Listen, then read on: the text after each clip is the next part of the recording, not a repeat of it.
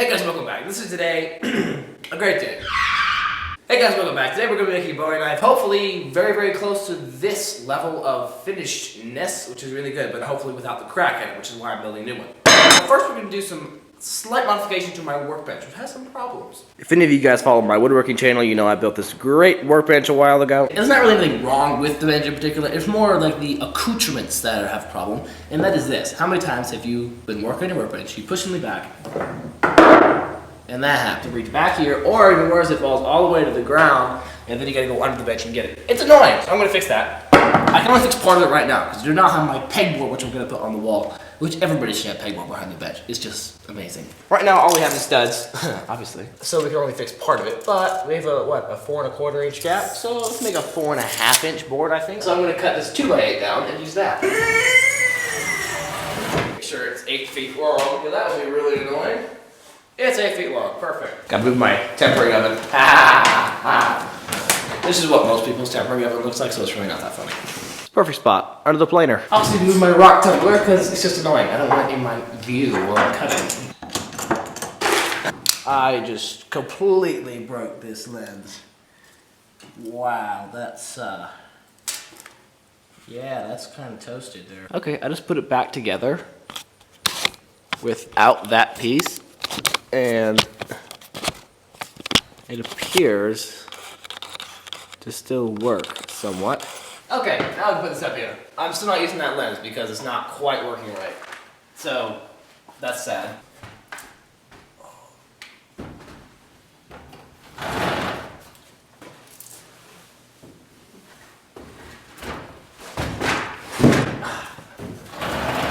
Whew, I didn't die. Okay, 4 1/2 inches. 95 1/4.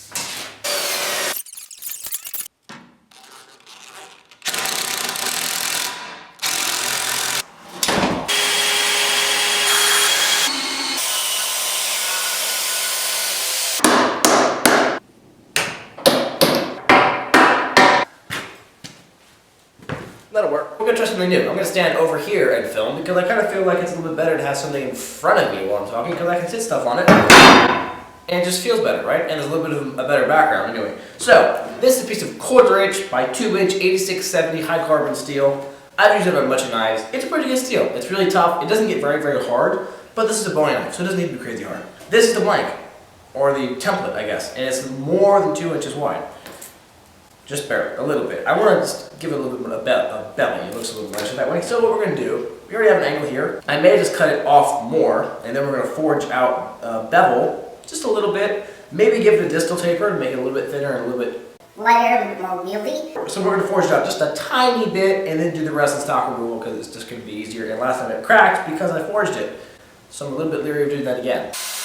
I didn't actually finish that there. See, look at that. Doesn't it look good? So much nicer that way.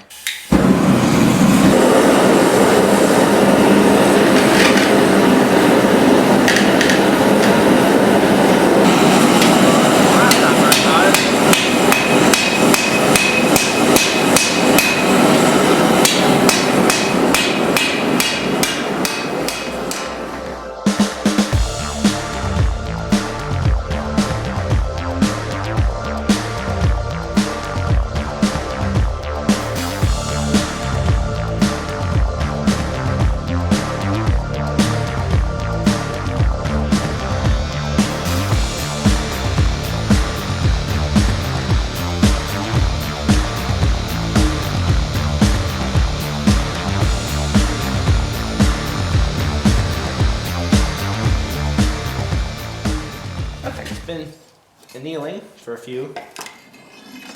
maybe not a few hours, but a good long while. It should be pretty soft now. Okay, the first thing we're noticing, I don't think you can see it in the video, but this is a very clean bevel line. It actually looks really good, better than it should. This side, there's basically no bevel line. That means I should have, instead of always starting on this side, which apparently I did, I should have switched and started on this side when I was forging a little bit. So now there's not really much of a bevel there. The weird thing is it's actually cocked the other way, towards the nice bevel. So I think we can definitely fix it. And this is just pre-stock removal. That's all this is. Like, I'm going to do all my stock removal after this. I think I'm going to leave the spine curved. That's going to look really cool, I think, if I can get the geometry fixed up a little bit. I have enough blade here.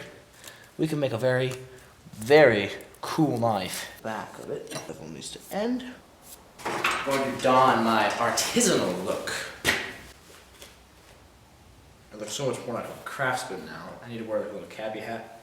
Maybe like a vest to go with it. Anyway, it keeps the metal dust from getting embedded in my clothes.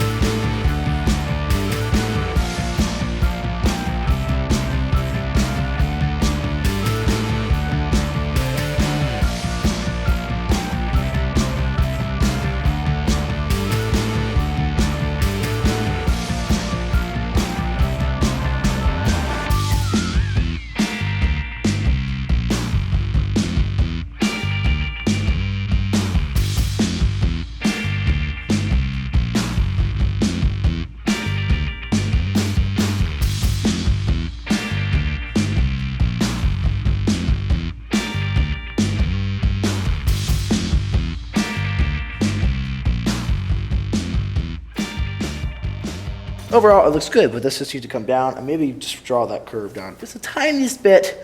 I do like the upsweep. It looks good, like kind of that almost elvish look, or possibly Western, which is really different, but it's kind of that same thing. I think it is actually a very Old West style shape.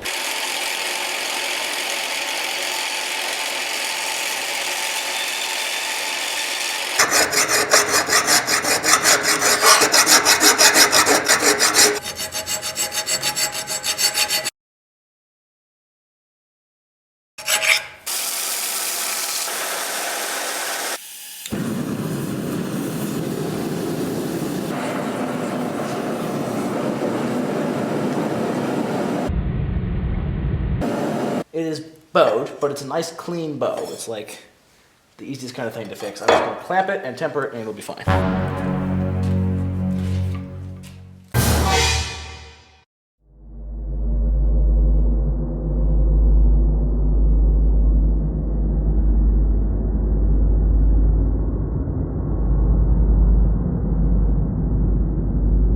Now it looks very blue. Other than that, we have no problems, which is pretty good so far. Oh, it did crack. Snap. That's insane. Okay, watch this. Oh, it didn't break. Maybe that's what that cracking noise was I heard. Oh, yeah, there it went. So eventually I will be the king of bowie knives, because I will have made every single mistake you possibly can make. So apparently what happened with that one, the stress from clamping it when it was heated up eventually cracked it. Seems opposite to me. Why would it crack when we clamped it? Anyway, I won't be doing that again, at least so drastically. So, thank you for watching, and I will make a bowie knife in my next video. It will hopefully actually work. Please like, comment, and subscribe, and as always, I will see you when I'm making a much better bowie knife.